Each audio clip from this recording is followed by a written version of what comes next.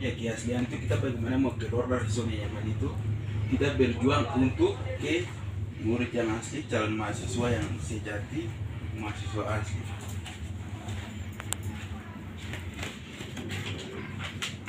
Ini yang berhubungan dengan Lukas bab 9 ayat 57 dengan Matius bab 4 ayat 18 sampai 22. Baik, jadi kemarin kita sudah bilang kita di posisi ini, Lukas bab 9 ayat 57.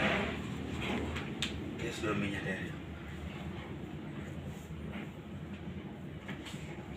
Di ayat-ayat ini yang saya ambil punya, jadi kita bahas berdasarkan ayat dan Injil Lukas. Di ayat-ayat ini yang saya pahami punya, murid palsu atau calon mahasiswa palsu artinya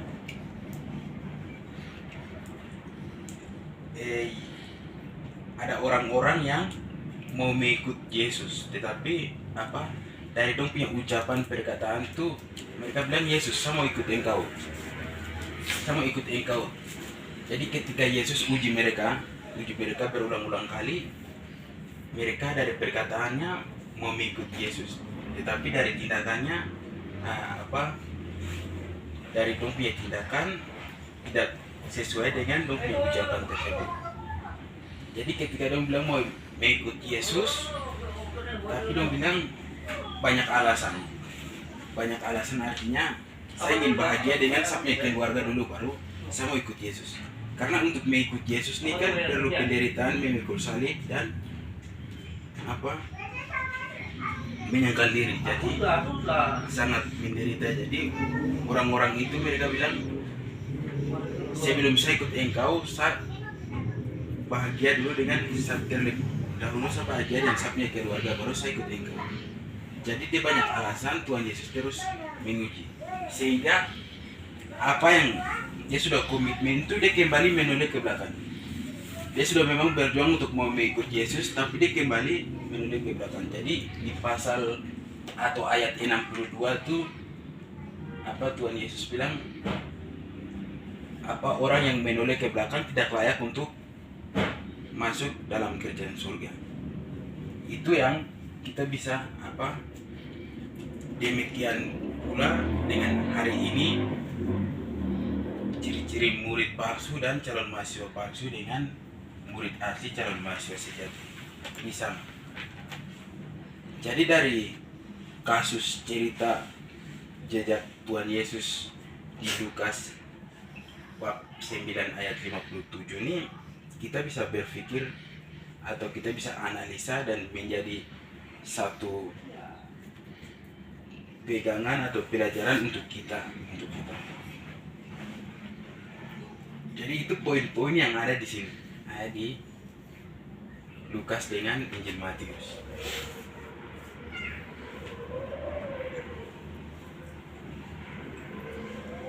Yang saya jelaskan, kemudian nanti kita bahas lanjut lagi dari kemarin, tapi lebih sedetail-detailnya.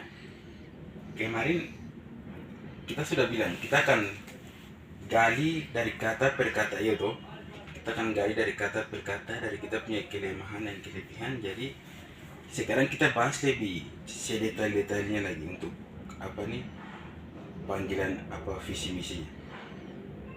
Kita punya visi misi,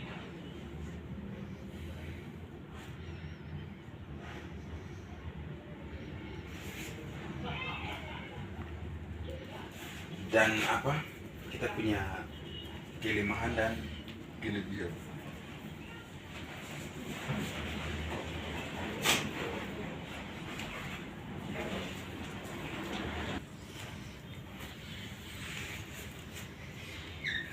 Jadi bagaimana menurut teman-teman ini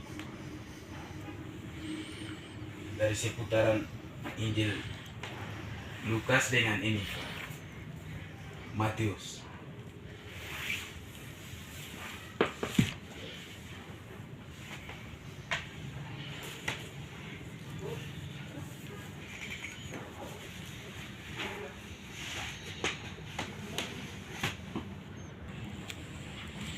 di dalam kita bisa memahami lebih baik sebaik mungkin mengenai Lukas dengan Matius nih. Untuk kita bisa memahami, tentu kita harus membahas sama-sama perbedaan. Kemarin kan kita sudah mengaku kita mahasiswa calon mahasiswa palsu. Jadi untuk bagaimana kita mencari solusi untuk ke calon mahasiswa yang sejati, murid yang asli, mahasiswa yang asli itu seperti apa, ya toh? Seperti apa, sehingga ini sekarang saya kasih kesempatan untuk bagaimana kita bisa memahami dua ini nih, dari dua yang berhubungan dengan Injil Lukas dengan Matius.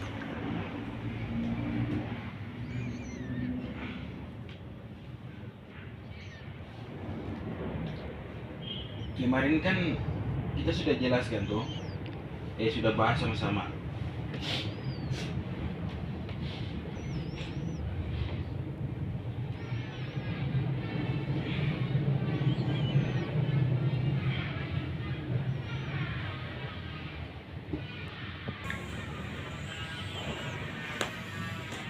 Palsu ini berhubungan dengan apa? Atau artinya apa?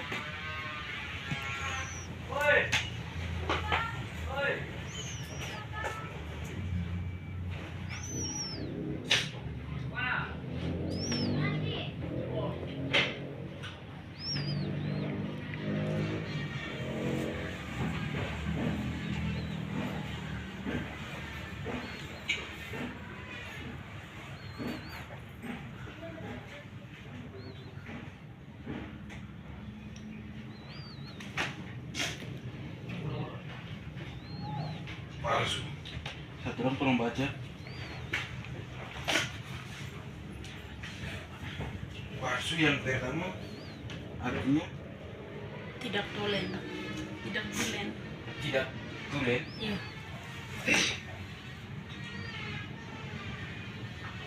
Tidak tulen.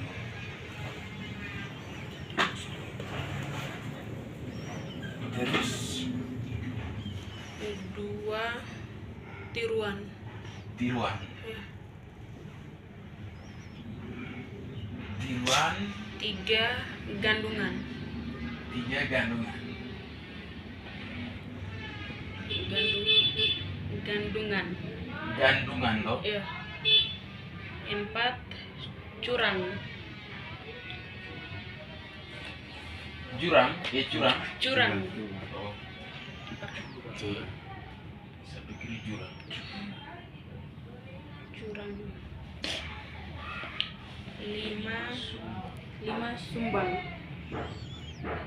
Sumbat. Sumbang. Sumbat. Sumbat kan? Pakai G. Sumbang. Sumbang. Iya. Sumbang. B. Buang begini. Iya. Pakai Pakai N. N. Oh. NG. Sumbang. Sumbang itu.